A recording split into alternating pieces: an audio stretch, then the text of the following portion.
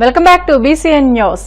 కూటమి ప్రభుత్వం ఆరోగ్యశ్రీని కొనసాగించాలని అనుకుంటుందా, ఆపేస్తారా? సమాధానం చెప్పాలని వైసీపీ మాజీ ఎమ్మెల్యే గోపిరెడ్డి శ్రీనివాసరెడ్డి డిమాండ్ చేశారు.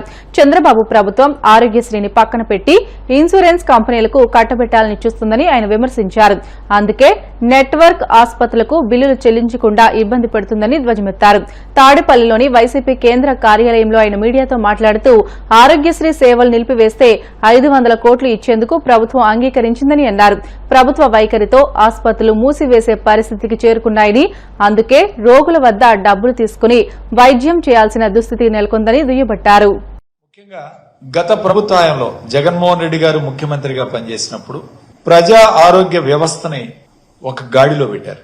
బ్రహ్మాండంగా గతంలో ఎన్నడూ లేనప్పుడు విధంగా విలేజ్ హెల్త్ క్లినిక్స్ అంటే ప్రభుత్వ ఆరోగ్య వ్యవస్థని గ్రామ స్థాయి లెవెల్లోకి తీసుకువెళ్లిన వ్యక్తి జగన్మోహన్ రెడ్డి గారు. అప్పుడు దాకా కూడా ఒక PHC సెంటర్లో వైద్యం లభిస్తూ ఉంటే ఈరోజు గ్రామాలకు కూడా వెళ్ళాలి, ప్రభుత్వం వైద్యం గ్రామాలకు కూడా తీసుకువెళ్లాలని చెప్పి విలేజ్ హెల్త్ క్లినిక్స్ దాదాపు ఈ రాష్ట్రంలో 10,000 విలేజ్ హెల్త్ క్లినిక్స్ స్థాపించి ప్రతి 15 రోజులకు ఒకసారి డాక్టర్ ఆ గ్రామానికి వెళ్లి అక్కడున్న పెద్దవాళ్ళు బీపీ, షుగరు వీటితో ఇబ్బంది పడే వాళ్ళకి అక్కడే మందులు ఇచ్చే కార్యక్రమం, అక్కడే వైద్యం ఇచ్చే కార్యక్రమం, చిన్న చిన్న బ్లడ్ టెస్ట్లు చేసే కార్యక్రమం, ఇవన్నీ కూడా ఏర్పాటు చేసి అక్కడ ఒక పర్మనెంట్ ఒక ANM, ఒక మల్టీపర్పస్ హెల్త్ వర్కర్ ఇద్దరిని కూడా విలేజ్ హెల్త్ క్లినిక్స్ లో పెట్టి గ్రామ స్థాయికి ప్రభుత్వ వైద్యాన్ని అందజేసిన ముఖ్యమంత్రి ఎవరైనా ఉన్నారంటే అది జగన్మోహన్ రెడ్డి గారు. నాడు నేడు కింద CHCలు కమ్యూనిటీ హెల్త్ సెంటర్ నుంచి 50 పడకల హాస్పిటల్కి 100 పడకల హాస్పిటల్కి అప్గ్రేడ్ చేయటం, ఆ యొక్క హాస్పిటల్స్ ని బ్రహ్మాండంగా తీర్చిదిద్దే కార్యక్రమం చేయటం, నాడు నేడు కింద PHCలను బాగు చేసే కార్యక్రమం చేయటం, అట్లానే మెడికల్ కాలేజ్, ప్రభుత్వ మెడికల్ కాలేజ్, గతంలో ఉన్న ప్రభుత్వ మెడికల్ కాలేజీలు ఎంతో పేరుగాంచినాయి. దాదాపు 70-80 సంవత్సరాల నుంచి ఉన్న వాటిని కూడా నాడు నేడు కింద అప్గ్రేడేషన్ చేసి చాలా మెడికల్ కాలేజ్ ని ఈ రాష్ట్రంలో ఉన్న ప్రభుత్వ మెడికల్ కాలేజీని కూడా బాగు చేసి వాటిలో ఎక్విప్మెంట్ లేకపోతే ఎక్విప్మెంట్ బిల్డింగ్స్ నిర్మాణం చేసి ప్రభుత్వ ఆరోగ్య వ్యవస్థల్ని ఆయన పటిష్టం చేసే కార్యక్రమం చేశారు. అంటే జగన్మోహన్ రెడ్డి గారి లక్ష్యం పేదవాళ్ళకి ఒక నాణ్యమైన వైద్యం అందించాలి ప్రభుత్వ వ్యవస్థలో. చంద్రబాబు నాయుడు ఏం చేస్తున్నాడు? PPP మోడ్లో 100 పడకల హాస్పిటల్ నియోజకవర్గానికి ఒకటి నిర్మాణం చేస్తాం, అందులో 75 నియోజకవర్గాల్లో లేవు, ఆ 75 నియోజకవర్గాల్లో PPP మోడ్లో నిర్మాణం చేస్తున్నారు అని చెప్తా ఉన్నారు. PPP మోడ్లో రేపు నిర్మాణం చేసి ప్రజలకు ఉచితంగా వైద్యం అందిస్తారా, లేకపోతే యూజర్ ఛార్జీలు కలెక్ట్ చేస్తారా? ఎందుకంటే చంద్రబాబు నాయుడు గతంలో యూజర్ ఛార్జీలను తీసుకొచ్చి ప్రభుత్వ మెడికల్ కాలేజీలో గానీ హాస్పిటల్లో గానీ CT స్కాన్ కింద, ల్యాబ్ కింద, లేకపోతే పేషెంట్ అడ్మిట్ అయితే ఇంత అని చెప్పి డబ్బులు కలెక్ట్ చేసిన ప్రభుత్వం ఏదైనా ఉంటే చంద్రబాబు నాయుడు గారు. ప్రజా ఆరోగ్య వ్యవస్థలో కూడా ఈరోజు పబ్లిక్ పార్ట్నర్షిప్ తీసుకొచ్చి ప్రైవేటైజేషన్ చేసి వాళ్ళ దగ్గర పేషెంట్ల దగ్గర డబ్బులు కలెక్ట్ చేసే కార్యక్రమం చేయడానికి నాంది పలుకుతా ఉన్నాడు. ఎవరికి ఇస్తా అండి? ఇదంతా కూడా వాళ్ళ పార్టీ వాళ్ళకి ఇచ్చి ప్రభుత్వ స్థలాలు ఇచ్చి వాళ్ళ చేత బిల్డింగులు కట్టించే కార్యక్రమం చేసి తూతు మంత్రంగా ఈ వాటన్నిటిని కూడా ప్రారంభించే కార్యక్రమం చేస్తారు. కానీ వీటిని మెయింటైన్ చేసేది ఎవరు? వీటిని మెయింటైన్ చేయడానికి ప్రభుత్వం మళ్ళీ డబ్బులు ఇవ్వాలి, ప్రభుత్వమే ఈరోజు నడిపించాలి. వీటందరినీ డాక్టర్లు పెట్టి వీళ్ళకి జీతాలు ఇవ్వాలి, అక్కడున్న మెడికల్ సిబ్బందికి జీతాలు ఇవ్వాలి. వీళ్ళంతా మెయింటైన్ చేసి ప్రజల దగ్గర నుంచి డబ్బులు కలెక్ట్ చేసే కార్యక్రమం చేయటం ఎంతవరకు సబబు? రోజు జగన్మోహన్ రెడ్డి గారు 17 మెడికల్ కాలేజీలు ప్రారంభిస్తేనే వీటినే ప్రైవేట్ పరం చేయాలని చూస్తున్నారే చంద్రబాబు నాయుడు గారు. ఇప్పుడు మళ్ళీ కొత్తగా పెట్టే వాటిని కూడా ప్రైవేటీకరణ చేస్తే ప్రజలు ఏ విధంగా ఉచితంగా వైద్యాన్ని పొందుతారు? చాలా మంది పెద్దలు చెప్తారు, ప్రపంచంలో విద్యా వైద్యను ఉచితంగా అందించిన ప్రభుత్వమే మేటి ప్రభుత్వం ఈ డెమోక్రసీలో అని చెప్పి మనం చూసాం. మరి కనీసం హెల్త్ రంగంలో కూడా మీరు ఉచితంగా ఇవ్వలేకపోతే మీరు ఎటువంటి పరిపాలకులే? ప్రజలు తప్పకుండా మీకు శిక్షించే కార్యక్రమం చేస్తారని చెప్తా ఉన్నారు. కోనసీమ తిరుమలగా వర్ధిల్లుతున్న వాడపల్లి శ్రీ వెంకటేశ్వర స్వామి ఆలయంలో గురువారం ప్రత్యేక పూజలు వైభవంగా నిర్వహించారు. మంగళ వాయిద్యాల నడుమ శ్రీ స్వామి అమ్మవార్లకు మేల్కొలుపు సేవ నిర్వహించిన అనంతరం ఐశ్వర్య లక్ష్మీ హోమాన్ని జరిపించారు. అర్చకులు శ్రీ స్వామి అమ్మవార్ల వసంత మండపంలో అష్టోత్తర పూజలను నిర్వహించగా ప్రత్యేక అలంకరణలో ఉన్న స్వామిని దర్శించుకుని భక్తులు తరించిపోయారు.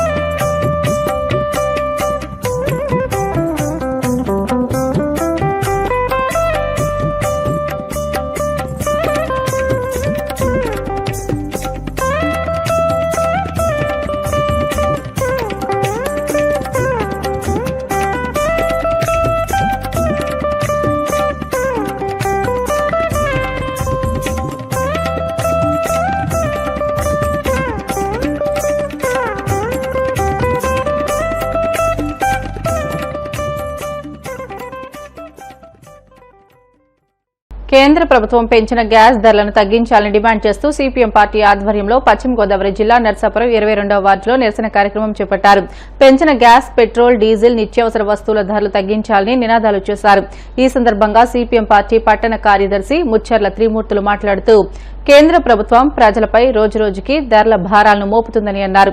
ఒక పక్క విద్యుత్ భారాలను, మరొక పక్క నిత్యావసర వస్తువులు, పెట్రోల్, గ్యాస్ ధరలను పెంచుకుంటూ పోతూ ప్రజలను ఆర్థిక ఇబ్బందుల్లోకి నెట్టేస్తున్నారని ధ్వజమెత్తారు. మోడీ ప్రభుత్వం ప్రజలపై భారాలు వేస్తూ ప్రజల సొమ్మును కార్పొరేట్ శక్తులకు ధారాదత్తం చేస్తున్నారని దుయ్యబట్టారు. కేంద్రంలో ఉన్న బీజేపీ ప్రభుత్వం రోజు రోజుకి ప్రజలపైన భారాలేస్తుంది. ఈరోజు గ్యాస్ ధరను 50 రూపాయలు పెంచారు. ఓ పక్కన పెట్రోల్, డీజిల్ ధరలను కూడా రోజు రోజుకి పెంచుతున్నారు. ఇదే కాకుండా నిత్యావసర వస్తువులు కూడా ఈరోజు రోజు రోజుకి పెరుగుతున్నాయి. మేము అధికారంలోకి వస్తే ధరలు తగ్గిస్తాము, ధరలు నియంత్రిస్తామని చెప్పిన రాష్ట్ర ప్రభుత్వం, కూటమి ప్రభుత్వం ఈరోజు కేంద్ర ప్రభుత్వం గ్యాస్ ధరలు పెరిగినా కానీ, పెట్రోల్, డీజిల్ ధరలు పెంచినా కానీ ఈ రాష్ట్రంలో ఉన్న ముఖ్యమంత్రి కానీ, ఉప ముఖ్యమంత్రి కానీ అసలు నోరు మెదపట్లేదు. మరి ఈ రకంగా ప్రజలపైన భారాలు వేస్తుంటే రోజు రోజుకి మరి ప్రజల యొక్క ఆర్థిక పరిస్థితులు చాలా దారుణంగా ఉన్నాయి. మరి ఇప్పటికైనా ఈ రాష్ట్ర ప్రభుత్వాన్ని మేము ప్రశ్నిస్తున్నాం. మీరు కేంద్రంలో ఉన్న బీజేపీ ప్రభుత్వాన్ని ఎందుకు మీరు ప్రశ్నించట్లేదు? మీ యొక్క మద్దతు కదా ఈ ప్రభుత్వం ఏర్పడి ఉన్నది. మరి ఈ ధరలు రోజు రోజుకి ఈరోజు దేశవ్యాప్తంగా పెట్రోల్, డీజిల్, గ్యాస్ ధరలు, నిత్యావసర వస్తువుల ధరలు పెంచుతుంటే మీరు ఎందుకు ప్రశ్నిస్తలేదని కూడా ఈ రాష్ట్ర ప్రభుత్వాన్ని కూడా మేము అడుగుతున్నాం. ఏమైనా ఈ రోజున రాష్ట్రంలో గాని, దేశంలో గాని ప్రజలపైన భారాలు వేయటంలో కేంద్రంలో మోడీ ప్రభుత్వం చాలా ముందు ఉన్నది. ఓ పక్క ప్రజలపైకి భారాలు వేస్తూ కార్పొరేట్ శక్తులకి ఈరోజు ప్రజల యొక్క సొమ్మును దారాదత్తం చేసే విధంగా మోడీ కార్పొరేట్ ఆర్థిక విధానాలను ఈరోజు దేశంలో ఉన్న ప్రజలందరూ వ్యతిరేకించాలని, ఈ రోజున ప్రజలపై వేస్తున్న భారాలను తగ్గించాలని, లేని పక్షంలో దేశవ్యాప్తంగా కూడా ప్రజా ఆగ్రహానికి, ప్రజా విమర్శకి ఈ రాష్ట్ర కేంద్ర ప్రభుత్వాలు గురవక తప్పని. జిల్లాలో 6 సంవత్సరాలలోపు ఉన్న చిన్నారులకు వెంటనే ఆధార్ రిజిస్ట్రేషన్ చేయించాలని, లేని పక్షంలో ఆధార్ నెంబర్ లేని చిన్నారులకు అంగన్వాడీ కేంద్రాల ద్వారా అందించే పౌష్టిక ఆహార సేవలు నిలిపివేయడం జరుగుతుందని కాకినాడ జిల్లా కలెక్టర్ షణ్మోహన్ తెలిపారు. కాకినాడ కలెక్టరేట్లో స్త్రీ శిశు అభివృద్ది సంస్థ ప్రాజెక్టు అధికారి, సిడిపిఓలు, పోస్టల్, సిఎస్సి, ఆధార్, జిఎస్డబ్ల్యూఎస్ అధికారులతో 6 సంవత్సరాలలోపు చిన్నారులకు ఆధార్ రిజిస్ట్రేషన్, ఆధారు నమోదు క్యాంపుల నిర్వహణ, ఇతర అంశాలపై జిల్లా కలెక్టర్ సమీక్షించారు. ఈ సందర్భంగా ఆయన మాట్లాడుతూ ఆధార్ రిజిస్ట్రేషన్ కోసం ప్రత్యేక క్యాంపుల నిర్వహణకు షెడ్యూల్ విడుదల చేయాలని అధికారులను ఆదేశించారు. ఆధార్ సెంటర్లు ఎక్కడైతే సచివాలయంలో ఉన్నాయో వెళ్ళి మీ దగ్గర క్యాంప్ పెట్టాలన్నా పెట్టిస్తారు. నాకు అభ్యంతరం లేదు. అది కూడా వాడుకోవచ్చు. ఇది ఆ అకౌంట్ కూడా. So we are also willing to open that account. They are almost like a bank now. Mundulaga post offices మీకు తెలుసు అందరికి. So they can actually do exactly same way like a bank. మీకు కూడా IFSC కూడా update. So online transactions అని చేసుకోవచ్చు. It is exact like a bank. So post offices largely post కన్నా bank లాగా వాడుకోవాలనే ఉద్దేశం. సో ఎనీవే వాళ్ళకి అవసరం కాబట్టి మనం క్యాంప్ పెట్టినప్పుడు మీరు పెట్టేటప్పుడు ఆధార్తో పాటు please send your fellow to open the bank accounts also. మీ దగ్గర POS ఉన్నారా? ఓపెన్ చేయగలరా? Very good. సో వెళ్ళగలిగితే మదర్ ఆధార్ ఎనీవే తీసుకుంటారు కాబట్టి మదర్ ఆధారే వాళ్ళకి కావాలి. సో మదర్ ఆధార్ ఉంటే సంతకాలు పెట్టించుకొని వాళ్ళకి ఓపెన్ చేసుకుంటాం. So their business also will be up. మనం ఎప్పుడో వర్క్ చేద్దాం. Okay, can we do this? Similarly CSC centres, ఏ సెంటర్స్ లో CSC ఏ దాంట్లో CSC దగ్గర మీరు బ్యాంక్ అకౌంట్స్ ఓపెన్ చేసే సర్వీస్, బ్యాంక్ అకౌంట్స్ ఓపెన్ చేయరు కదా, యు ఓన్లీ డు ఆధార్. ఏ డేట్ లో ఎవరిని అటాచ్ చేయాలని మనం చూడాలి. అర్థమైందా? ప్రతిరోజు ఇప్పుడు లెట్స్ సే ఫర్ 1 CSC ఒకేసారి పెట్టలేరు వాళ్ళు, అంతేనా అండి? యు షుడ్ చూస్ కదా. సో ఎక్కడ అవసరం ఉందో నేను మీకు పంపిస్తాను, ఒకసారి చాలా పెట్టిస్తాను. అర్థమైందా? Let us target to do this drive in next 25 days.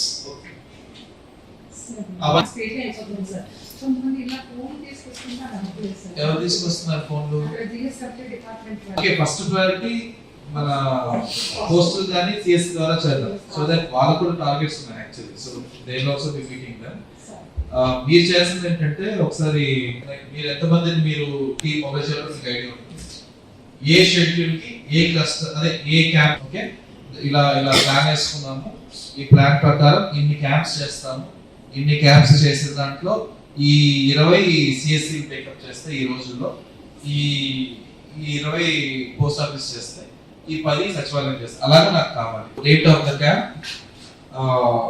Camp ఏమంటారు, ఏజెన్సీ, ఓకే, కాంటాక్ట్ నెంబర్ ఇస్తే I'll share with the group so that మీరు ఒక కాంటాక్ట్ చేసుకొని క్యాంప్ జరిపేటప్పుడు సంబంధించి ఆధార్ చిల్డ్రన్స్ ఆధార్ ఒకటి ప్లస్ పోస్ట్ ఆఫీస్ అకౌంట్ కూడా క్రియేట్ చేస్తాం ఫ్రీగా అని చెప్పాలి. ఫ్రీగా అనేది ప్రీమియం అంటే ఏమొస్తుంది? కంటికి రెప్పలా అల్లారు ముద్దుగా చూసుకోవాల్సిన కన్న కూతురి పట్ల ఓ తండ్రి దారుణంగా ప్రవర్తించాడు. అనంతపురం జిల్లాలో ఓ కసాయి తండ్రి కన్నబిడ్డపై కర్కసత్వం ప్రదర్శించాడు. ఆ 3 ఏళ్ల చిన్నారి హాస్టల్లో ఎక్కడ పడితే అక్కడ మూత్ర విసర్జన చేస్తుందంటూ చిన్నారిని చితకబాదాడు. అనంతపురం జిల్లాలోని ఓ బాయ్స్ హాస్టల్లో వంట మనిషిగా పనిచేసే శివ తన 3 ఏళ్ల చిన్నారిని గొంతు నులుముతూ కనికరం లేకుండా దాడి చేశాడు.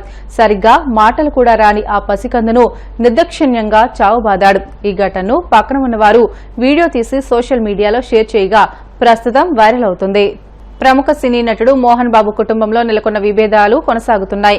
మోహన్ బాబు ఆయన పెద్ద కుమారుడు మంచు విష్ణు ఒక వర్గంగా, రెండో కుమారుడు మంచు మనోజ్ మరో వర్గంగా విడిపోయారు. మంచు కుటుంబ రచ్చ 2 తెలుగు రాష్ట్రాల్లో హాట్ టాపిక్ గా మారింది. ఇప్పుడు మరోసారి మంచు కుటుంబంలో ఉద్రిక్త పరిస్థితి నెలకొంది. హైదరాబాద్ జల్పల్లిలోని మోహన్ బాబు ఇంట్లోకి వెళ్లేందుకు మనోజ్ తన కుటుంబంతో సహా అక్కడికి వెళ్లారు. అయితే అందరినీ దూరంలోనే పోలీసులు ఆపేశారు. మనోజ్ ను మాత్రం ఇంటి వరకు అనుమతించారు. అయితే మనోజ్ లోపలకు వెళ్లకుండా గేటు మూసేశారు. ఇంట్లోకి వెళ్లడానికి ఎవరికీ అనుమతి లేదని పోలీసు అధికారులు తెలిపారు. దీంతో గేటు బయటే రోడ్డుపై మనోజ్ బైఠాయించారు. వార్తలు ముగించే ముందు ముఖ్య అంశాలు మరొకసారి. సోషల్ మీడియా వేదికగా అడవి తల్లి బాటపై ప్రత్యేక వీడియో విడుదల. డిప్యూటీ సీఎం పవన్ చేపట్టిన ఈ బృహత్తర కార్యక్రమం పట్ల గిరిజనుల హర్షం.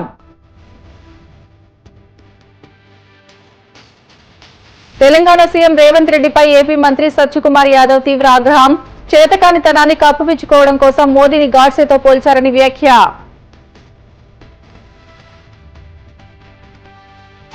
కూటమి ప్రభుత్వం ఆరోగ్యశ్రీని పక్కన పెట్టి ఇన్సూరెన్స్ కంపెనీలకు కట్టబెట్టాలని చూస్తుంది. వైసీపీ మాజీ ఎమ్మెల్యే గోపిరెడ్డి శ్రీనివాసరెడ్డి విమర్శలు. వాడపల్లి వెంకన్న ఆలయంలో ప్రత్యేక పూజలు. మంగళ వాయిద్యాల నడుమ శ్రీ స్వామి అమ్మవార్లకు మేల్కొలుపు సేవ, ఐశ్వర్య లక్ష్మీ హోమం. ఇవి ఇప్పటి వరకు బులెటిన్ అప్డేట్స్. మరిన్ని వార్తల కోసం BCN digital YouTube channel, Facebook పేజీని ఫాలో అవ్వండి. అప్డేట్ వార్తల కోసం ప్లీజ్ డూ సబ్స్క్రైబ్.